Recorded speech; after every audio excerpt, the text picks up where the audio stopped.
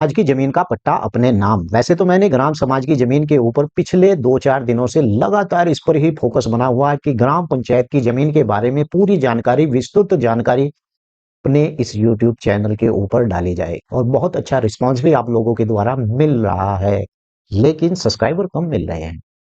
वैसे तो मैंने इस यूट्यूब चैनल के ऊपर यार बहुत सी वीडियो डाल रखी है, लेकिन आप लोग एक ही वीडियो देखकर निकल जाते हैं। आपसे गुजारिश है कि चैनल को सब्सक्राइब भी कर दें, वीडियो को लाइक और शेयर करना ना भूलें।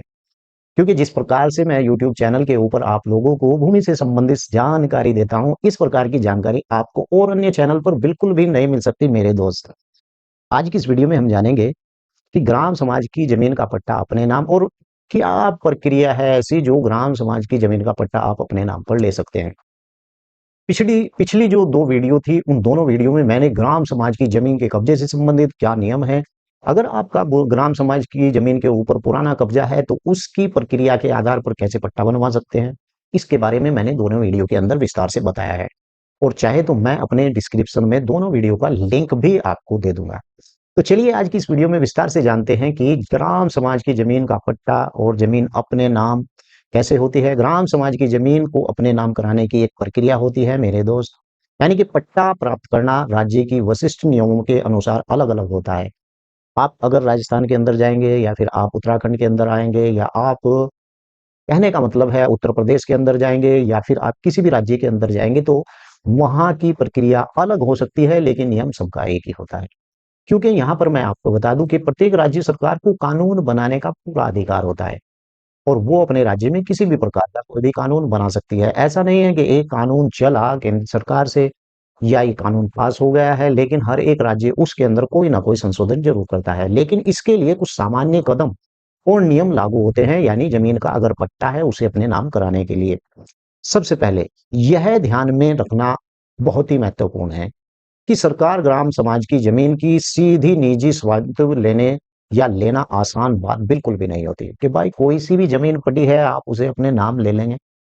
ऐसी प्रक्रिया बहुत टेढ़ी होती है, बहुत ही कठिन होती है, इतनी सरल भी नहीं होती है। और मैं आपको बता दूं, क्योंकि आम तौर पर सार्वजनिक उपयोग जैसे आबादी, चरागाह, तालाब, सड़क आदि के लिए यानी कि इसे आरक्षित होती है। हालांकि कुछ विशेष परिस्थितियों में यानी सरकारी योजनाओं के तहत पट्टा स्वामित्व प्रमाण पत्र प्राप्त किया जा सकता है, खासकर आबादी की भूमि या उन भूमियों पर जिस पर कि किसी भी व्यक्ति का लंबे समय से कब्जा है। कई राज्यों में ऐसी योजनाएं होती है। भाई मैं ये नहीं कह रहा कि आपके राज्य में इस प्रकार की कोई योजना है, लेकिन कई राज्यों में इस प्रकार की योजना है कि अगर आपके पास पुराना भूमि का कब्जा है, मान लीजिए कि वो भूमि आबादी की है या वो भूमि नवीन प्रति की है, बंजर की है, उस पर आपका पुराना कब्जा है, तो इस आधार पर, जैसे मैंने एक पिछली वीडियो में बताया था कि हरियाणा राज्य सरकार ने ऐसी भूमि जो लोगों ने कब्जा कर उस पर मकान बना रखा है और 600 मीटर तक भूमि फ्री कर दी थी। अगर 600 मीटर तक किसी व्यक्ति के द्वारा इस प्रकार से इस ग्राम समाज की जमीन पर कब्जा किया हुआ है तो उन्हें मालिकाना हक दे दिया गया था।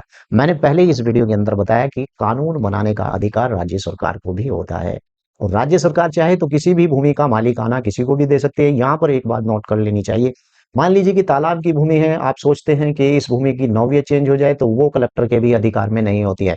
किसी भी भूमि की नौवियत, मान लीजिए तालाब की भूमि इसे चारागाह की बनानी है, फलाने की बनानी है, ढिमके की बनानी है, जो भी कुछ बनाना है, ये कलेक्टर के हाथ में बिल्कुल भी नहीं होता है। ये कलेक्टर अपनी रिपोर्ट लगाकर राज्य सरकार को भेजता है, राज्य सरकार की ओर से नौवियत चेंज की जाती है मेरे भाई। तो चलिए मैं लेकर के चलता हूँ आपको अपने कंप्यूटर की स्क्रीन की तरफ और वहीं चलकर समझते हैं आखिर ये जमीन का मैटर है क्या।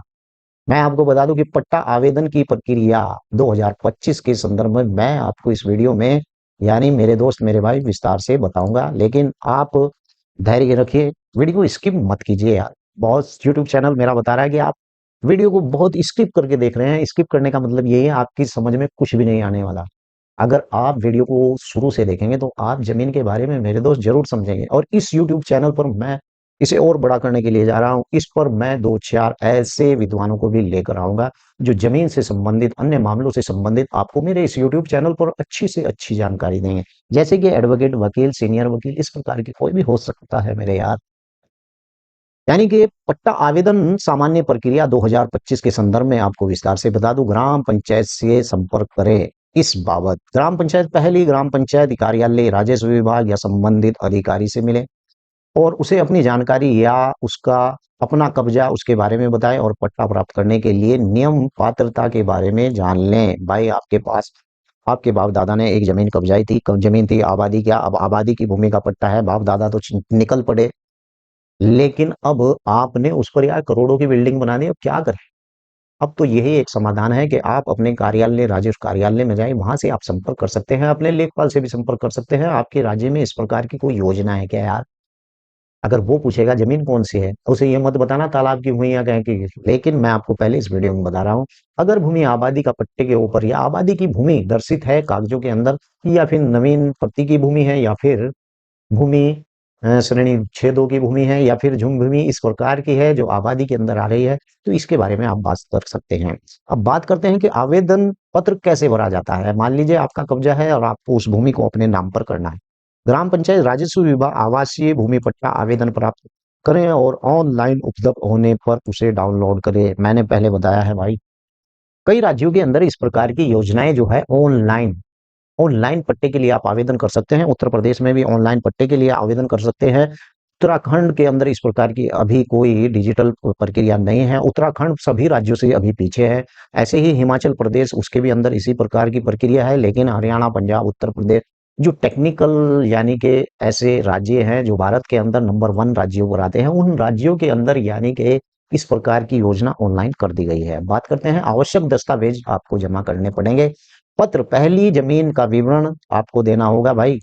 अगर आपको इस प्रकार की जो जमीन पर कब्जा है वो व्यक्तिगत जानकारी आवेदन में सब कुछ लिखना होगा भाई। आवासीय और कृषि किस ढंग से भरे, इस बारे में सब आपको उस आवेदन पत्र में लिखना होगा। आवश्यक दस्तावेज मैं आपको बता दूं कि आवेदन के साथ पहचान पत्र, आधार कार्ड और निवास प्रमाण पत्र, आय का प्रमाण पत्र, भूमि संबंधित मौजूदा कागजात, यदि आपके पास खतौनी नक्शा संकलन जरूर करें।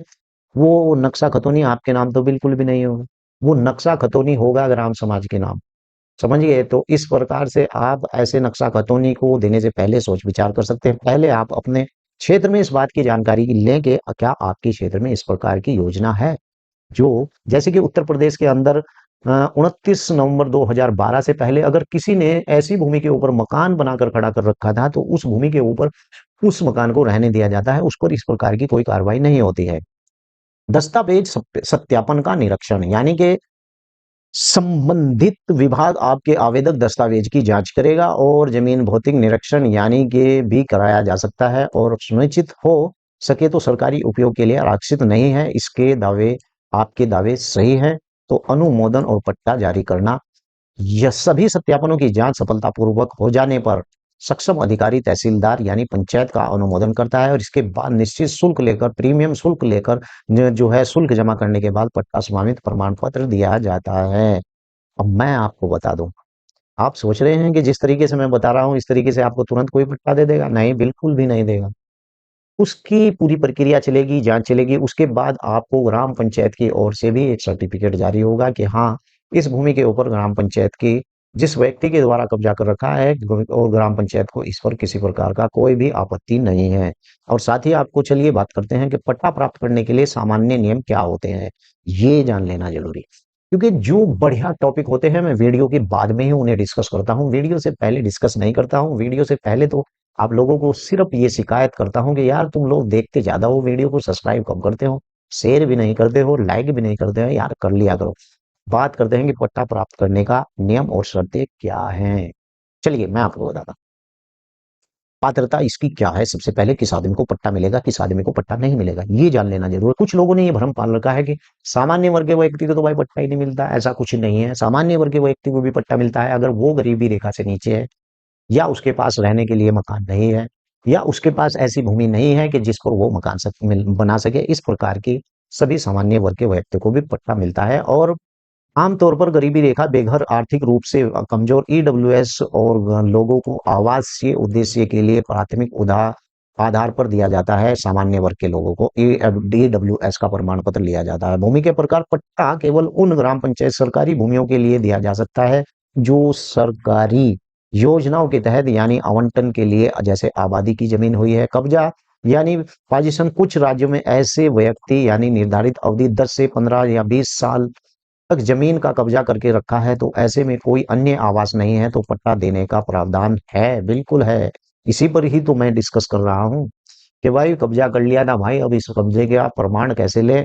हम तो अवैध जमीन के ऊपर बैठे थे मेरे भाई, लेकिन पड़ोसी ने क्या बताएं क्या करें अकरम भाई, एप्लीकेशन रोज हफ्ते में दो चार हमारे खिलाफ पटवारी को लगा देता है, और पटवारी के पैसे बन जाते हैं मेरे भाई। पटवारी अधिकतर बेईमानी होता है और अच्छे ईमानदार भी होते हैं, लेकिन अधिकतर पटवारी का यही काम होता है। पटवारी को जमीन के बारे में इतनी कोई ज्यादा नॉलेज भी नहीं होती है। अब नए पटवारी जो आ रहे हैं, नए लेखपाल जो आ रहे हैं, वो दूसरे से पूछते हैं या फिर मेरी वीडियो लेखपाल बहुत देखते हैं। मेरी वीडियो यार लेखपाल बहुत देखते हैं, सच बता रहा हूँ तुम्हें। राजस्व रिकॉर्ड परिवर्तन यानी मोटेशन प्राप्त करने के लिए राजस्व विभाग का नामांतरण और मोटेशन यानी करना आवश्यक होता है, ताकि इस जमीन का आपके नाम कराया जा सके। और महत्वपूर्ण नोट इसमें साफ लिख दिया गया है कि स्वामित्व योजना यानी यह एक केंद्र सरकार की एक महत्वपूर्ण पहल है, और ग्रामीण आबादी क्षेत्र में ड्रोन जी जी जी सीधा मैं आकर स्क्रीन पर ही बताता हूँ इसके बारे में। आपने देखा था कि प्रत्येक गांव के अंदर इस प्रकार की ड्रोन यानी स्वामित्व योजना के आधार पर, सबसे पहले स्वामित्व योजना का जो ट्रायल हुआ था वो हरियाणा के अंदर हुआ था। आप अभी भी सर्च करके देख सकते हैं, और मैं आपको बिल्कुल सटीक बात बताता हूँ।